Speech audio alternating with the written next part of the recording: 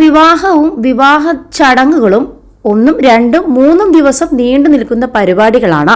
തന്റെ വിവാഹ ചടങ്ങുകൾ ഗംഭീരമായി അതിമനോഹരമായി നടത്തണമെന്ന് സ്വപ്നം കാണാത്തവരായി ആരും തന്നെ ഉണ്ടാകില്ല. അതുകൊണ്ട് തന്നെ ലക്ഷങ്ങൾ ചെലവഴിച്ചുകൊണ്ടാണ് വിവാഹ ചടങ്ങുകൾ നടത്താറുമുള്ളത്. എന്നാൽ ഇന്നലെ വിവാഹിതരായ അജ്മൽ തോട്ടോളിയും വധു ഫാദിയയും തങ്ങളുടെ വിവാഹ ചടങ്ങുകൾ വളരെ ലളിതമാക്കി വയനാട്ടിൽ ദുരിതം അനുഭവിക്കുന്നവർക്ക് ഒരു കൈത്താങ്ങായി മാറുകയാണ്. വയനാട് മുണ്ടക്കയിലും ചൂരൽമലയിലും ഉണ്ടായ ഉരുൾപൊട്ടലിൽ സ്വന്തം കുടുംബത്തെയും വീടും കിടപ്പാടവും നഷ്ടപ്പെട്ടവർ ഏറെ തന്നെയാണ്.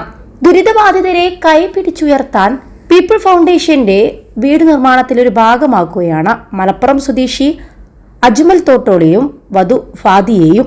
തങ്ങളുടെ വിവാഹ ചടങ്ങിനായി മാറ്റിവെച്ച പണത്തിൽ നിന്ന് 50,000 രൂപ വയനാടിന് വേണ്ടി സംഭാവന ചെയ്തിരിക്കുകയാണ്. വിവാഹവേദിയിൽ വെച്ച് തന്നെ പീപ്പിൾ ഫൗണ്ടേഷൻ ഭാരവാഹികൾക്ക് ആ തുക